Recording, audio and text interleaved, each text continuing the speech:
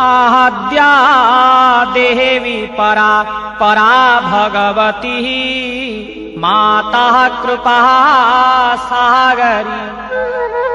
ब्रह्मानंद प्रदायनी हरवधो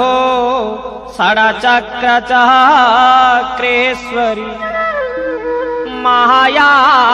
मोहमयी जनोदय करी ब्रह्मांड भांडोदरी त्राही मां विमले सदा सुख करी श्रीक्षेत्र राजेश्वरी उद्या चंद्र प्रभा करी अभयदा श्रीपाद पीठेश्वरी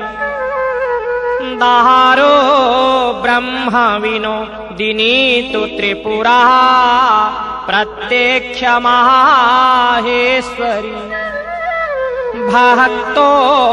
नाद परायणाति परमः विश्वेशि महातेश्वरी